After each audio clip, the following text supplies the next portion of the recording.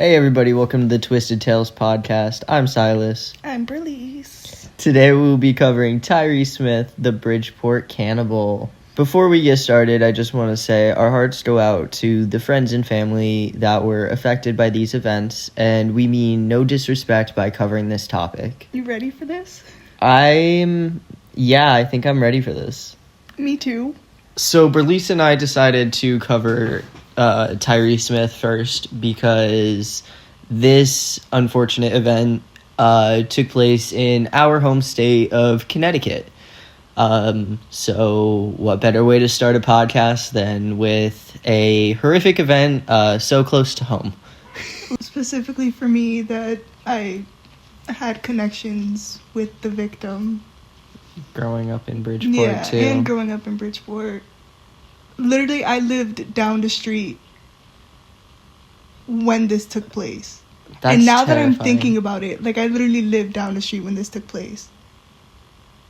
Oh my god. When the realization hits. Yeah, because I didn't even, it didn't click because we moved not long after. Still in Bridgeport, but a different spot. So since you have a direct connection to this, and yeah, I think unfortunately. I think you should take the reins on this one. Yeah, I'm actually kind of excited because not a lot of people know this topic. This story specifically, Yeah. Because I remember you were telling me and my sister about it, and oh my gosh, her reactions were everything. Yeah. And I didn't even tell you, I told you not most, but we got tip of the iceberg. Yeah. We got the general story. We didn't get the details. and it's insane. The more information I was looking up, the more I was getting not upset. I was just like, huh? The confusion, this is a wild Yeah. story. I know I'm really excited to get into this. I haven't looked at any of your research. I'm going into this just with a general knowledge of what happened. No details, so I'm really excited to learn more. I'm excited for your reactions. This is going to be interesting. Ready? Yeah, let's get started. Tyree Lincoln Smith was born in Bridgeport on January 11th, 1977. Smith and his family moved, and then he grew up in Ansonia when he was 12, and he attended Ansonia High School. So, for the listeners who don't know Connecticut, Ansonia is two-ish towns from me. From Bridgeport, it's about 15-20 minute drive. Yeah, it's 2 towns down from me, and so is Bridgeport. Yeah. Which is going in opposite directions. So he moved to Ansonia when he was 12, and he attended Ansonia High School, but he only completed 3 years before withdrawing on September 8th, 1994. He enrolled in Job Corps, which is a vocational training program that helps young people learn a trade while earning a high school diploma. He then moved to California with his cousin, Nicole Rabb, and said that she worked as a model. He fathered a son there in the late 90s. This dude had a kid. Yeah. He had a son. Oh, this poor child. In 2007, he was charged with assaulting his girlfriend in Yolo County, California. He was convicted, but put on probation and served no prison time. Justice. Yeah, we love that. In September of 2010, he put a Facebook post saying that he was getting psychiatric help. But it said, "On my way to the Strengths now. See you guys."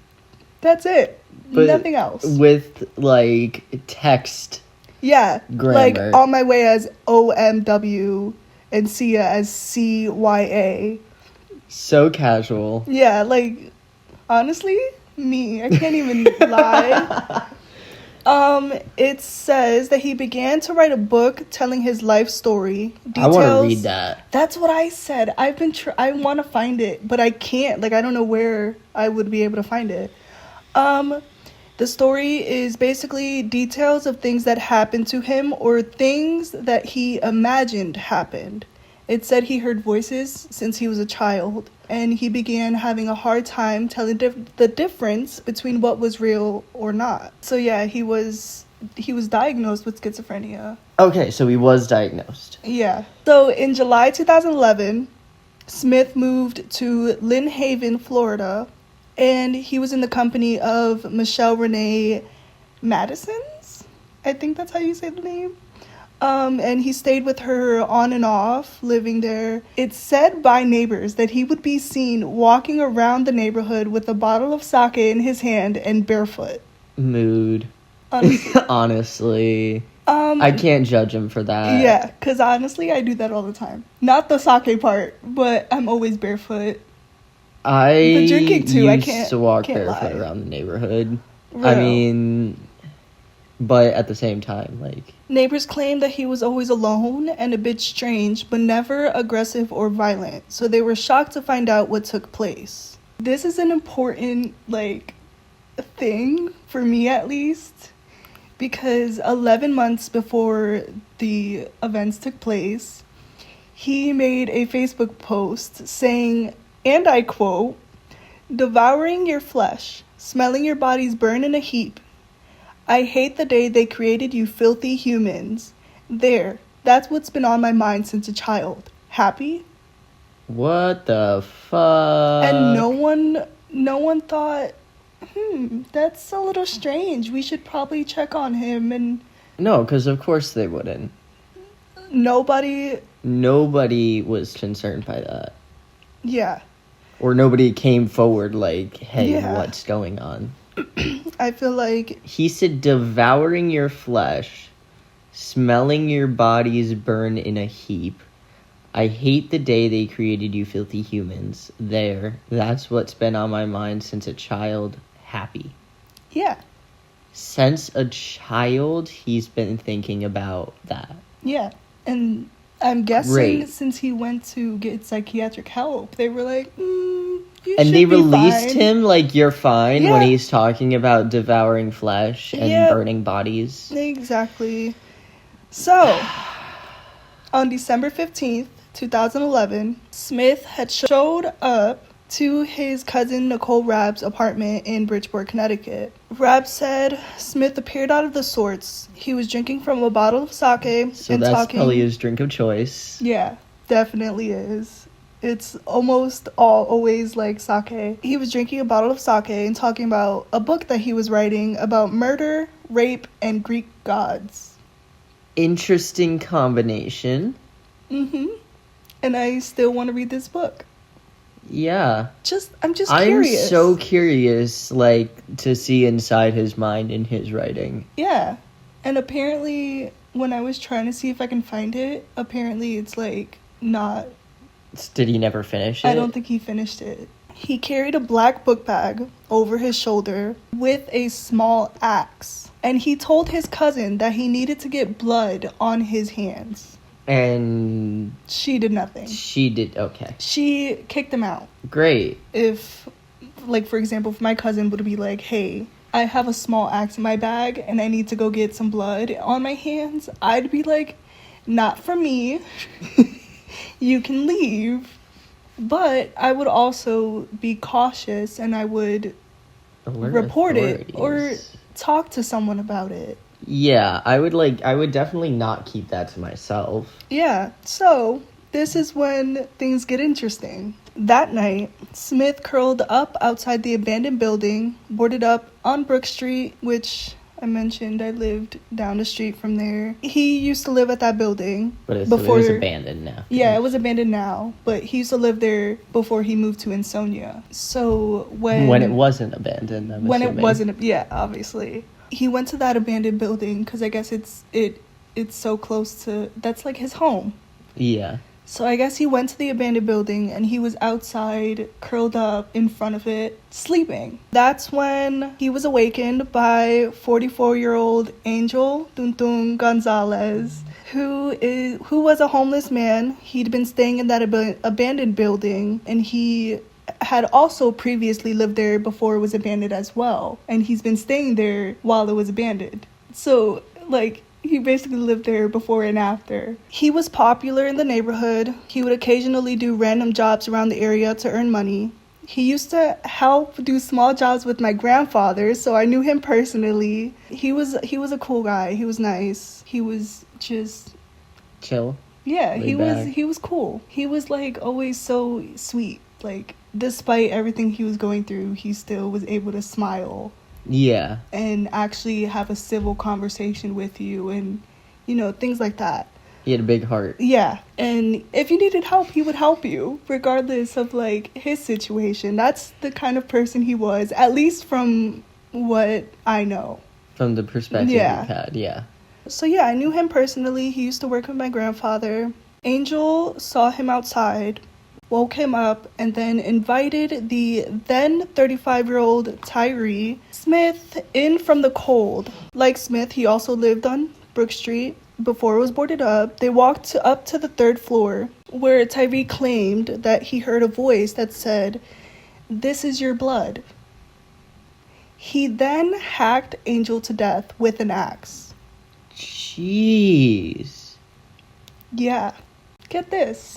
He then goes back to his cousin's house. The next night, actually. Sitting down at the dinner table with Rab that next night, he announced, "I got my blood."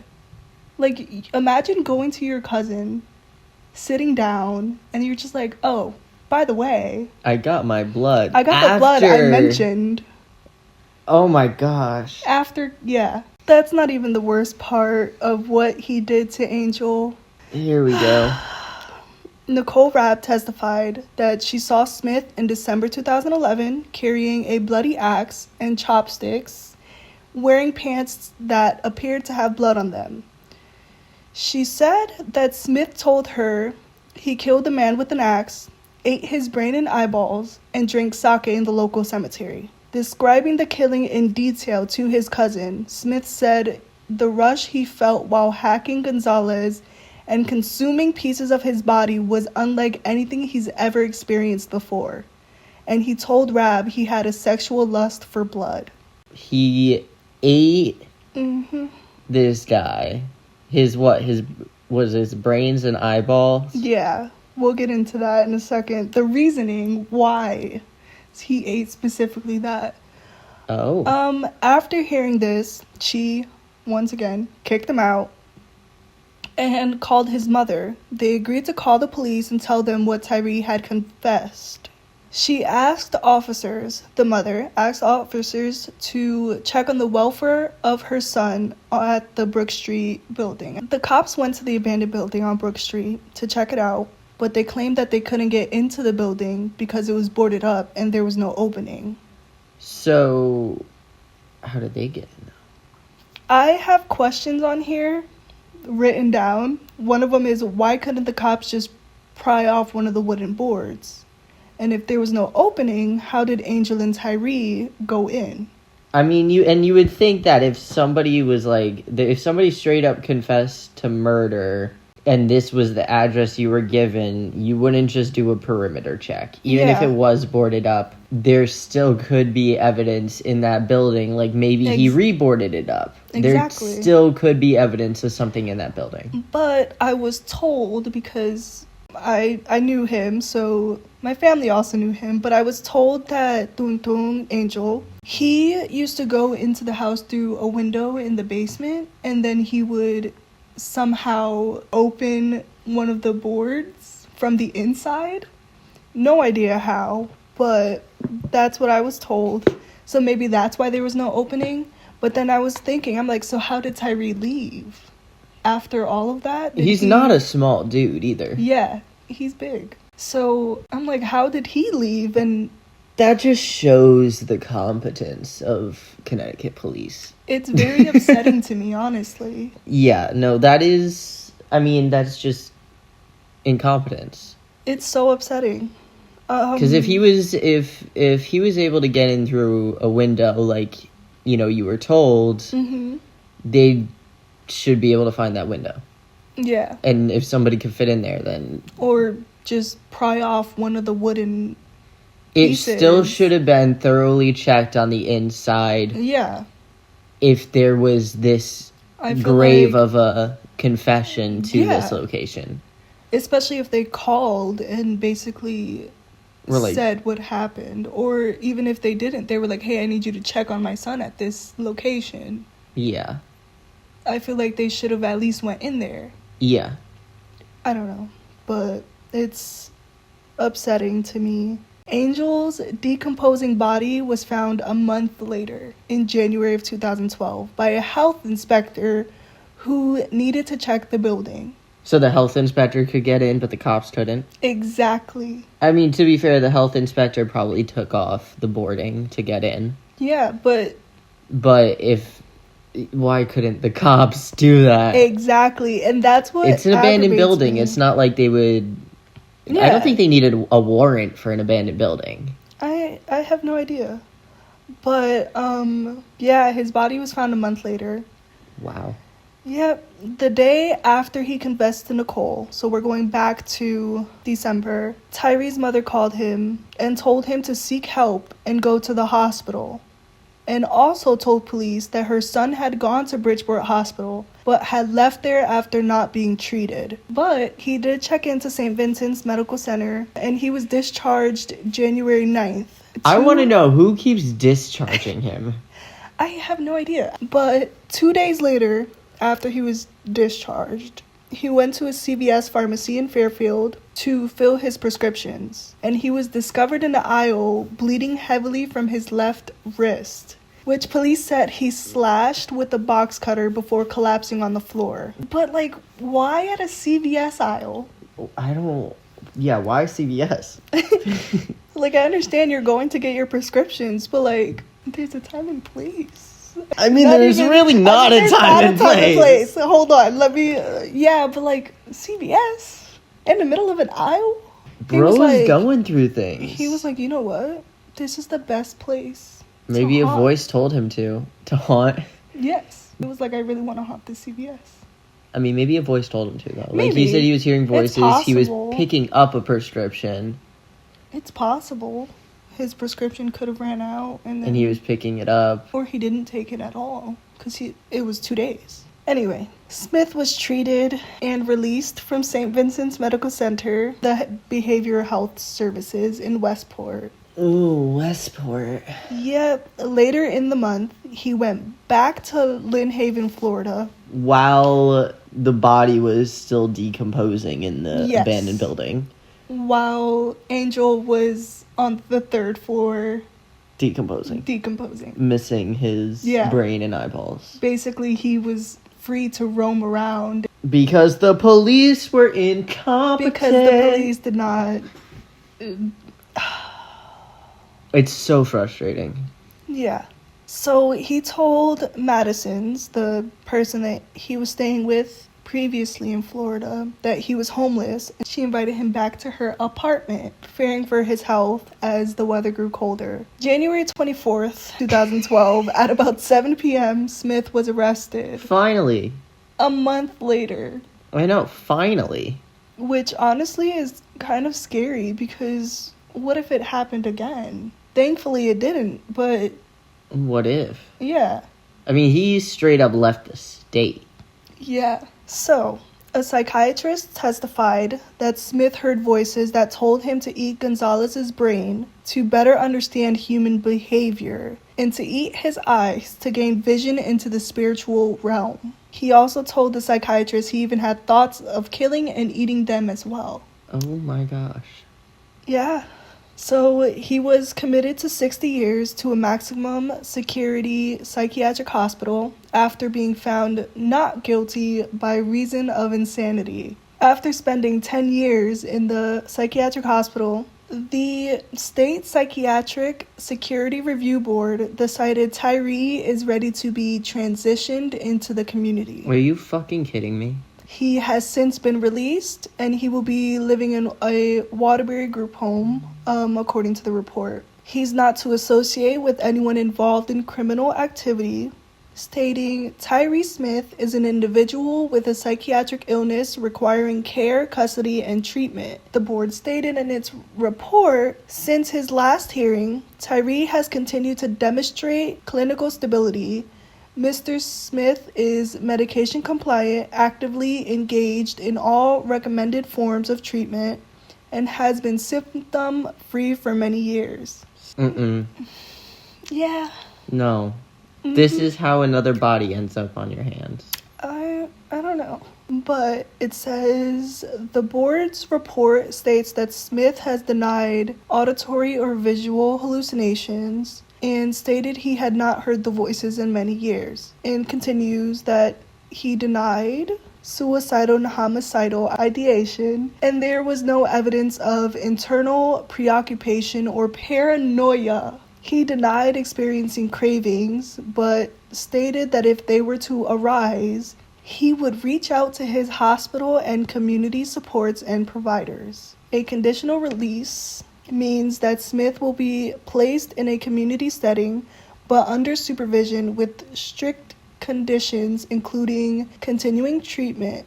Smith already has been staying full-time at a community facility with around-the-clock supervision for the past 9 months, with the decision of formally discharging him from the hospital. So this guy who ate the brains and eyeballs of a man after murdering him with an axe, who has posted about eating people and burning flesh, is free. Yeah, he's not in the psychiatric unit anymore. He's now in like a group home. I'm guessing that they're starting to transition him in order to live in the outside world. So how old would he be now? He was 35 at the time this all happened, so He's 48 now. Yeah. So Wow. he's still pretty young. Yeah. I mean, he's still at an age that would be manageable to do bad things. Yeah. But honestly, I didn't have this written down. I should have, but I didn't. One of the people, I think it's Angel's sister-in-law, she was a little worried, rightfully so. Right, yeah, rightfully so. She was worried and said she does not feel safe. Understandably so. And mentioned that how do we know for sure that he's not hearing these voices? And just lying. Yeah, that's what she said. She was like, what if the voices are telling him to lie and to say that you're not hearing us and it happens again? Yeah. I think in a situation where somebody committed such a violent offense, even if it is, they're proven innocent by reason of insanity, I don't think, reintegrating them into the community is the smartest decision. Especially somebody who does suffer from these, psychiatric issues. Medication can stop working. Yeah. There's so many outside variables that make it such an unpredictable situation that the idea that he is out in this state, in the literal state that we live in, gives me chills. Yeah. What I'm thinking of now, and it's hurting my brain, because not only did he say these voices told him to eat Angel, he liked it. Yeah.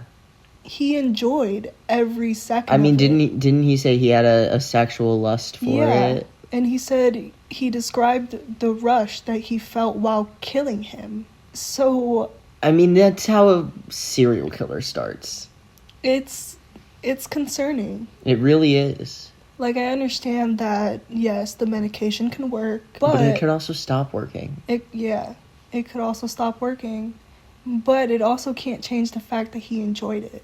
That's the most scary part of this. Is that he enjoyed it, every second of it. And that he's free.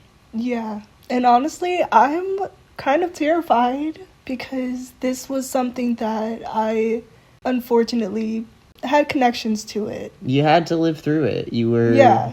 I was 12 when this happened. And it concerns me because I think about it all the time because it was like so festers. close to home. Mm-hmm. So every now and then, I'm 26 now, so that says a lot of how it's traumatizing. It's scary to know that this guy that you knew passed away because of So something, violently. yeah, something so gruesome. And was eaten. Yeah. Didn't you tell me he used chopsticks to eat him? He did. He used chopsticks to eat him. Tyree, by the way, Tyree used chopsticks to eat Angel at the local cemetery that's also not that far from the place. It's said that he went to sit at a family member's grave to eat the remains and drink sake. If we get 100 likes on this podcast episode, we will drive to the cemetery. Yeah, I'm down. I'm also down to show you the house. Oh, yeah, 100 likes, and I'm saying 100 because this is our very first episode. Mm-hmm. If we get 100 likes, we will go to both the cemetery and the abandoned building. If it's no longer standing, we will do a little drive-by, talk about it, and we will upload a video about it. Yeah. Thank you guys for listening. Yeah, that was the story of Tyree Smith. Thank you guys. Cannibal. Yeah, the Bridgeport Cannibal. Well, thank you guys for listening. Remember to subscribe, like the video, comment down below what topics we should cover, and we will see you in the next one. Yep. Stay tuned.